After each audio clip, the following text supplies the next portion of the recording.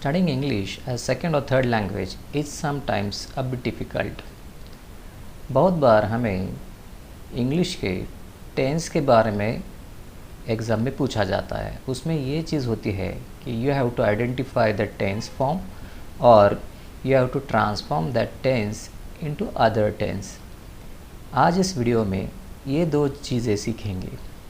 तो पहले आपसे एक रिक्वेस्ट है, आप अभी आपके साथ एक पेन और एक नोटबुक लेकर बैठिए, क्योंकि हमें इस वीडियो में साथ साथ काम भी करना है। Hello there, I am Sudhir and I welcome you on my channel Minglish Katta.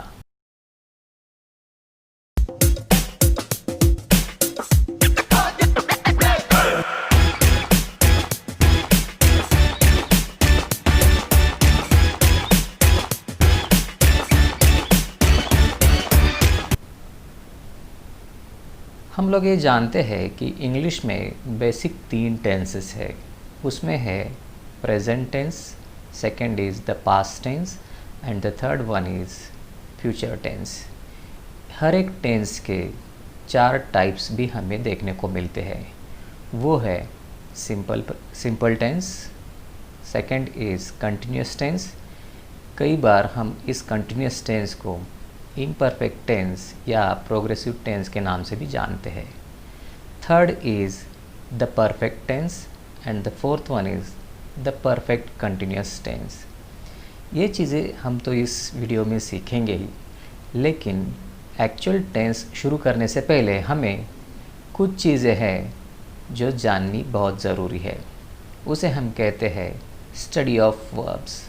तो चलिए ये वीडियो पहले देखते हैं, बाद में हम अपने टेंस की तरफ चलते हैं।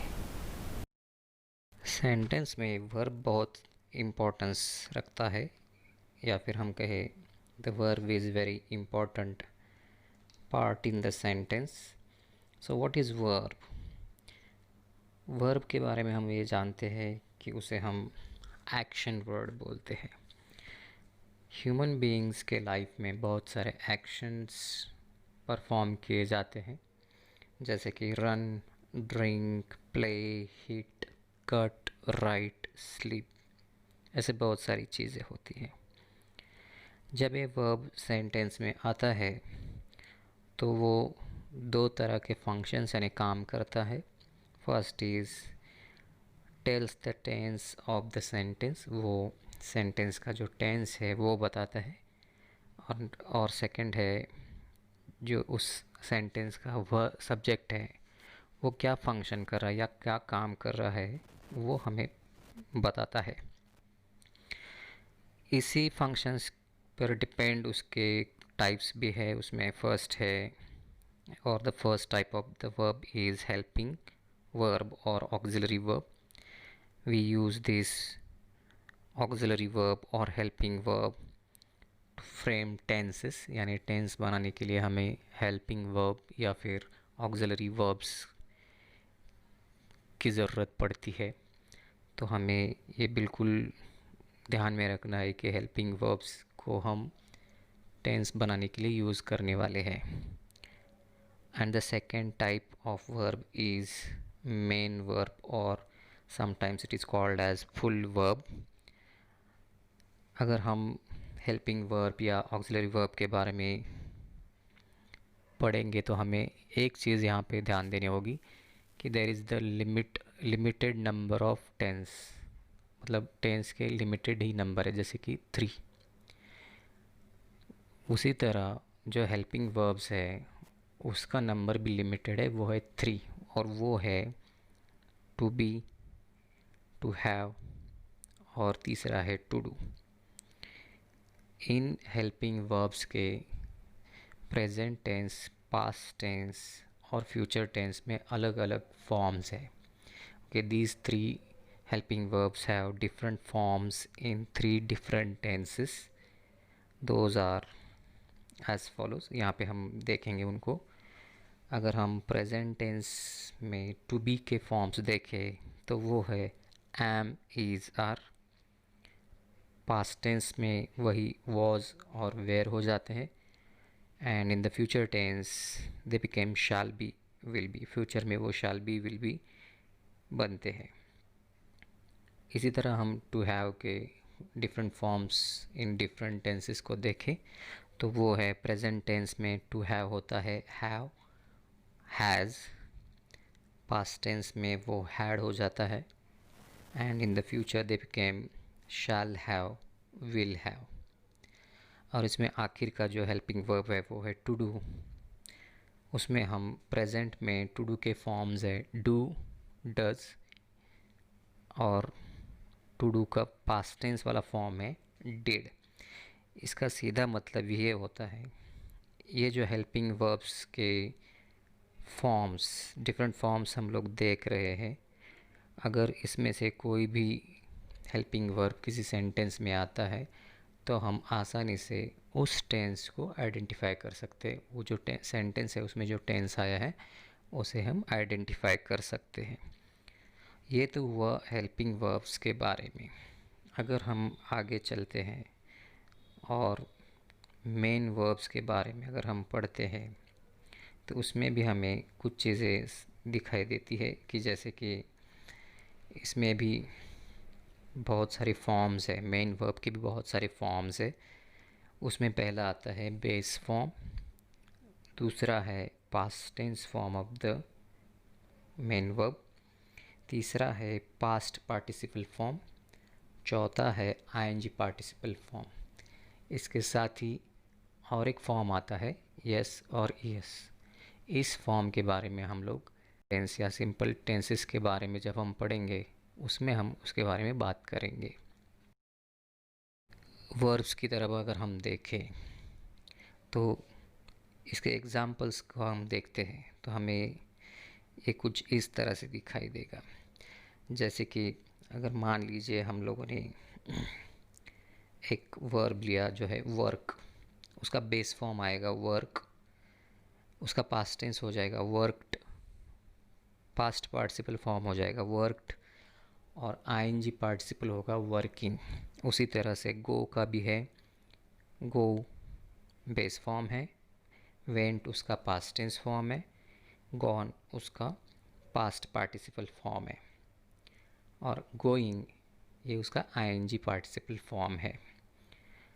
अगर इसमें लास्ट का हम वर्ब देखें तो हम ये देखते हैं कि उसमें base form, past tense form और पास्ट पार्टिसिपल फॉर्म सेम है, यानी कि कट, कट और कट है, और जो आखिर का जो आईएनजी पार्टिसिपल है वो है कटिंग।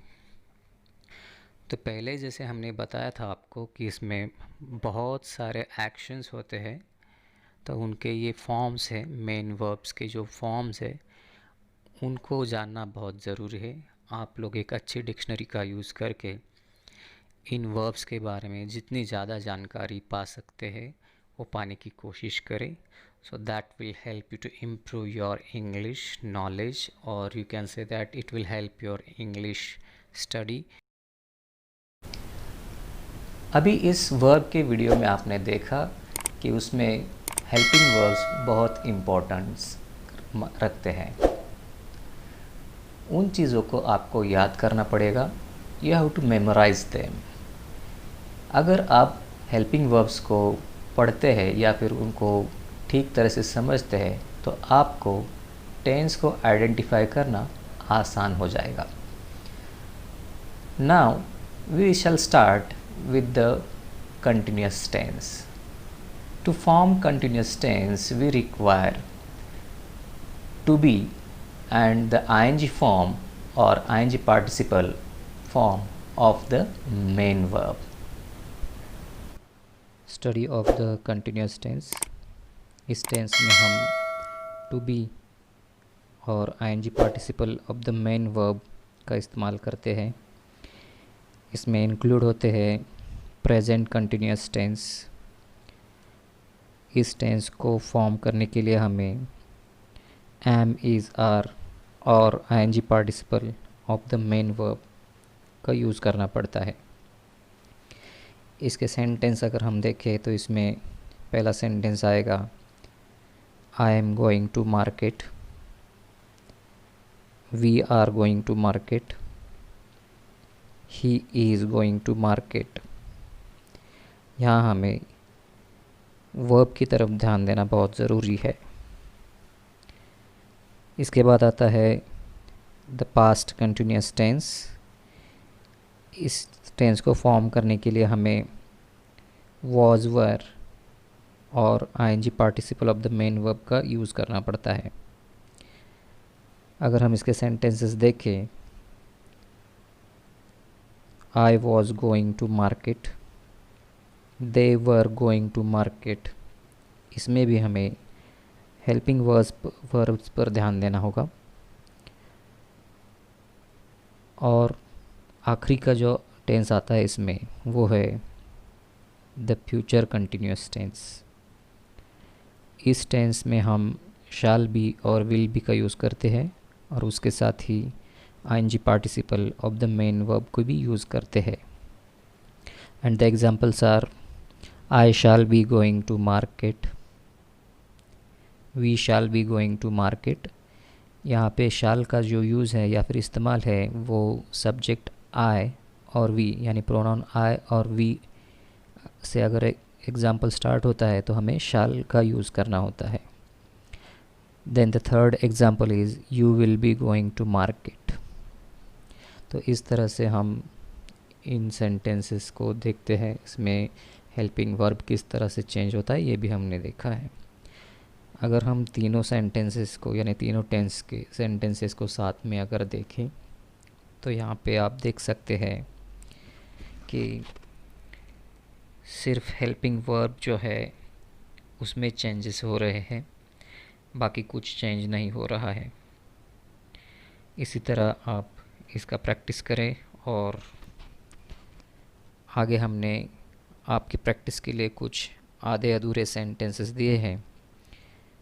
इसमें आपको अलग अलग वर्ब्स के आईएनजी पार्टिसिपल्स को यूज़ करना है और जो सेंटेंस इनकम्प्लीट है उनको कंप्लीट करना है। इस तरह से आप कंटिन्यूस टेंस को कैसे पहचान सकते हैं और उनको कंटिन्यूस टेंस में अलग अलग कंटिन्यूस टेंस में कैसे उसको ट्रांसफॉर्म कर सकते हैं ये आपने इसमें पढ़ा। Next is the perfect tense. Perfect tense बनाने के लिए हमें ज़रूरत पड़ती है टू हैव की और उसके साथ past participle of the main verb. कई बार हम उसको third form of the main verb भी कहते हैं। In the study of perfect tense, we require to have and the past participle form of the main verb. इस perfect tense में पहला आता है the present perfect tense। इसमें हमें have, has और past participle form of the main verb का use करना होता है। अगर हम इसके sentences देखें, I have gone to market, he has gone to market। इसमें हमें have, has और past participle form of the main verb का यूज़ करना होता है। Next tense is the past perfect tense. इसमें टू हैव का पास्ट टेंस फॉर्म जो कि हैड होता है उसके साथ past participle of the main verb use करना है। And the examples are I had gone to market, you had completed the work। and the next tense is the future perfect tense। इसमें हमें to have के जो future वाले forms है जैसे कि shall have, will have, इनके साथ हमें past participle of the main verb उसको यूज़ करना है। और इसके examples होते हैं I shall have gone to market, we shall have completed the work, they will have finished their meals। shall और will का जो इस्तेमाल होता है जब I और we प्रोनाउन होते हैं, सब्जेक्ट होते हैं, तो हम shall का यूज़ करते हैं। बाकी सब जगह फ्यूचर टेंस में हम will का यूज़ करते हैं। अगर हम इन तीनों टेंस के एग्जाम्पल्स को ठीक से ऑब्ज़र्व करेंगे तो हमें पता चल जाता है कि वर्ब्स को देखकर हम टेंस पहचान सकते हैं और हेल्पिंग वर्ब्स को चेंज करके टेंस को ट्रांसफॉर्म कर सकते हैं। यहाँ पर हमने आपको कुछ इनकम्प्लीट सेंटेंसेस दिए हैं, इसको आप कंप्लीट करने का प्रयास ज़रूर करें। प्रैक्टिस मेक्स मैन परफेक्ट, आपको इस पर थोड़ा सा काम करना होगा। परफेक्ट टेंस के बाद आता है परफेक्ट कंटिन्यूस टेंस। ये टेंस बनाने के लिए हमें टू हैव, उसके साथ बीन और ING participle of the main verb, इन चीज़ों की ज़रूरत पड़ती है।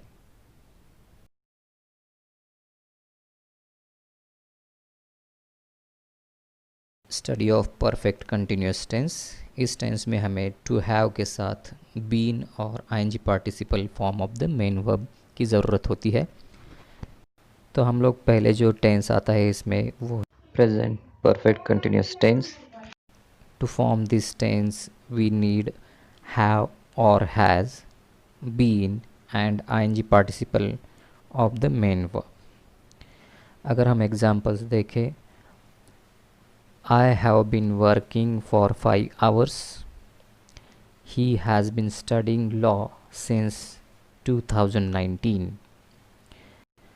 तो ये जैसे कंस्ट्रक्शन जहाँ पे होगा उसको हम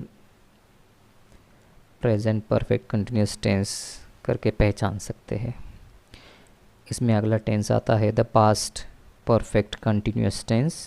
here we need past tense form of the helping verb to have, that is had, been and ing participle form of the main verb.